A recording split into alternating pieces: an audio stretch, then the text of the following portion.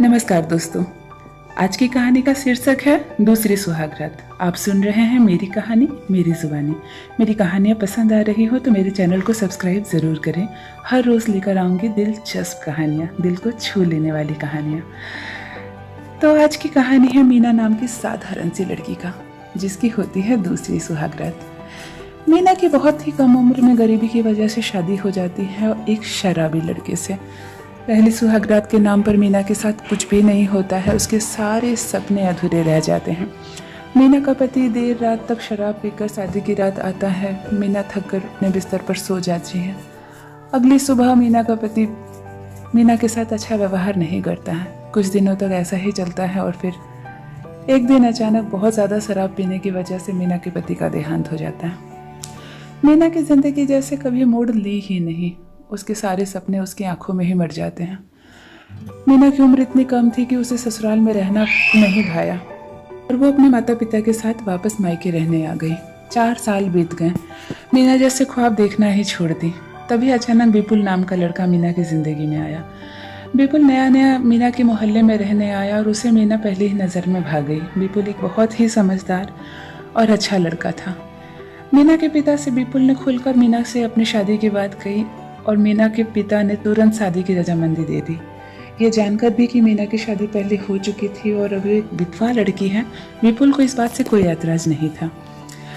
राजी खुशी शादी की तैयारियां हुई और मीना की शादी विपुल से हो गई। नम आंखों से मीना ने अपने माता पिता से विदा ली। मीना और विपुल गाड़ी में सवार होकर अपने घर जाने लगे। देर शाम हो गई। रास्ता काफ़ी लंबा था। गाड़ी में मध्यम मध्यम म्यूजिक बज रही थी और मीना को बहुत अच्छा लग रहा था। मीना की आंखें फिर से सपना देखने लगी थी विपुल के साथ नई जिंदगी की। अचानक विपुल की गाड़ी रास्ते में खराब हो जाती है।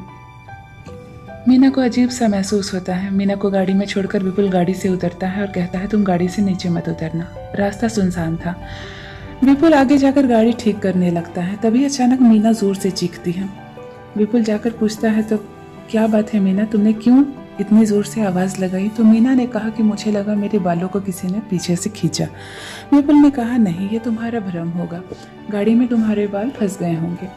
मीना को भी बाद में यही लगा कि शायद गाड़ी में मेरे बाल फंस गए होंगे। गाड़ी ठीक हो गई और विपुल और मीना आगे की ओर बढ़े। आगे जाकर विपुल ने एक जगह पे गाड़ी रोकी।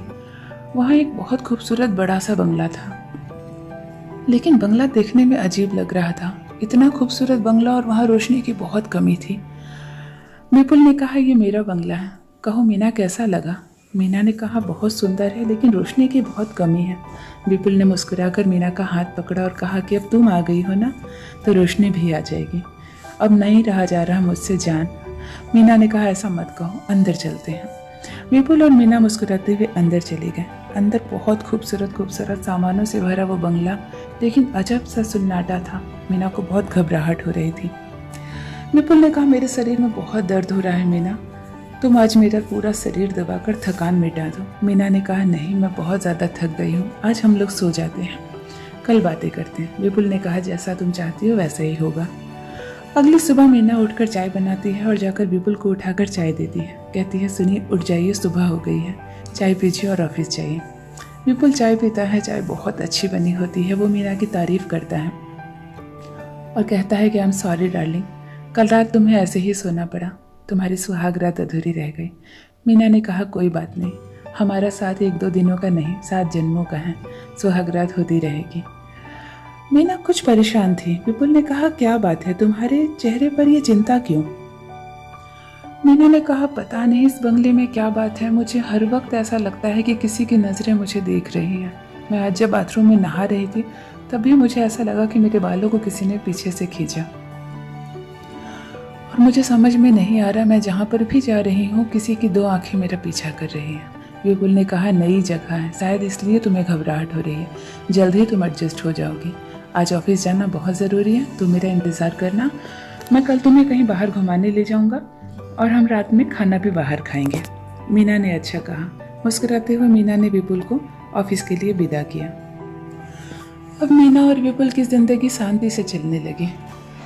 3-4 दिन बीत जाने के बाद अचानक मीना ने रात में विपुल से कहा कि आप मेरे करीब क्यों नहीं आते, हम दोनों ने अभी तक सुहागरात भी नहीं मनाई।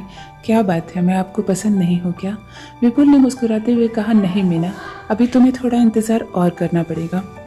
हमारे परिवार की ये पुरानी परंपरा है कि शादी के एक हफ्ते तक पति और पत्नी बिल्कुल किसी तरह के संबंध में नहीं बंधते हैं, बिल्कुल वो दोस्त की तरह रहते हैं। तो तुम्हें भी हमारे परिवार की परंपरा निभानी पड़ेगी, और अगर हम ऐसा नहीं करेंगे तो हमें परिवार का श्राप लगेगा। आखिर अमावस की रात आ ही गई और मीना के पति ने कहा था, अमावस की रात तक ही तुम्हें इंतजार करना पड़ेगा, उसके बाद तुम और मैं सुहागरात मना सकते हैं। अमावस की काली रात आ गई। मीना के मन में फिर से नए सपने पलने लगे। मीना की आंखें नए सपना देखने लगी। वो विपुल के करीब जाना चाहती थी और अपनी पहली सुहागरात की नाकामी के बाद अपनी दूसरी सुहागरात मनाना चाहती थी, लेकिन शायद नसीब में कुछ और ही लिखा था। उस दिन विपुल ऑफिस से घर नहीं आया। रात के 8 बज गए। मीना बहुत चिंता करने लगी। फ़ोन लगाई तो विपुल का फ़ोन बंद बताया। मीना और परेशान हो गई। आसपास ना कोई घर था और ना ही कॉन्टैक्ट नंबर किसी का जिसे मीना कॉल कर सकती। मीना इंतज़ार करते करते रात के 1 बज गए। कब सोफे पर उसकी आंख लग गई उसे पता ही नहीं चला, और इस तरह पूरी रात वो सोई रह गई। सुबह जब मीना की आंख खुली तो वो बहुत परेशान हुई। पूरे घर में विपुल को ढूंढने लगी। विपुल का कहीं पता नहीं चला, विपुल नहीं आया। मीना बहुत परेशान रह गई और 3 दिनों तक मीना घर पे विपुल का इंतज़ार करती ही रह गई। उसे ये बिल्कुल समझ में नहीं आया कि विपुल आखिर गया तो गया कहीं। घर में एक दरवाज़ा था जिसमें एक बहुत बड़ा सा लाल कलर का ताला लगा हुआ था। विपुल ने कहा था कि मैं कभी ना रहूं घर पे तब वो ताला तुम उसे खोल सकती हो, मेरे रहते कभी मत खोलना। मीना के मन में अजीब सी क्वेश्चन चल रहे थे, अजीब सा प्रश्न चल रहा था कि आखिर इस ताले के अंदर क्या है। विपुल 3 दिनों से कहाँ गया है? वो 3 दिनों से इस घर में अकेली क्या कर रही है? उसे अकेला रहते हुए भी उसे अकेलापन क्यों महसूस नहीं हो रहा? इस तरह के सवालों से घिर गया था मीना का मन, और आखिरकार एक चाबी जो ताले के ठीक बगल में रखी थी, उस चाबी से मीना ने उस दरवाजे का ताला खोल दिया।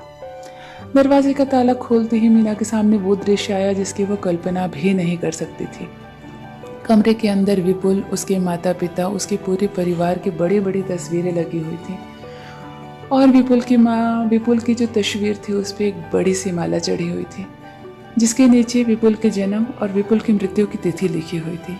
ये देखकर मीना अचंभित हो गई कि अगर विपुल मर चुका है और विपुल के मरने की तिथि 4 साल पहले की थी, तो विपुल अगर 4 साल पहले मर चुका है तो ये कौन है जो इसके साथ शादी की है और आज 8 दिनों से इसके साथ रह रहा है? इन सब सवालों के साथ अब शायद मीना को अपनी पूरी ज़िंदगी काटनी पड़ी। मीना समझ गई थी कि दूसरी सुहागरात भी उसके नसीब में नहीं थी। विपुल कोई इंसान नहीं, एक आत्मा था जिसे मीना बहुत ज़्यादा पसंद आ गई थी, और उसने मीना से शादी करके अपनी कामना पूरी की। मीना बहुत खुश थी। एक पेपर भी मिले उसे, कागजात के पेपर मिले जिसमें वो पूरा बंगला मीना के नाम किया हुआ था, और बहुत पहले ही लिखी हुई थी कि इस लड़की से मैं इस डेट में शादी करूँगा। मीना समझ चुकी थी कि शायद ये कोई बहुत अच्छी आत्मा थी जिसने उससे शादी की, उसकी गरीबी दूर की, और अब मीना के पास बहुत सारे पैसे और बंगला था, लेकिन पति नहीं था। मीना ने विपुल की तस्वीर के सामने ये कसम खाई कि अब वो कभी तीसरी शादी नहीं करेगी और तीसरी सुहागरात नहीं मनाएगी। ये दूसरी सुहागरात के साथ ही मीना अपनी पूरी ज़िंदगी विपुल के नाम, विपुल की यादों में ही बिता देगी। दोस्तों, मेरी कहानी पसंद आई हो तो बने रहिए मेरे साथ। आप सुन रहे हैं मेरी कहानी मेरी ज़ुबानी। धन्यवाद।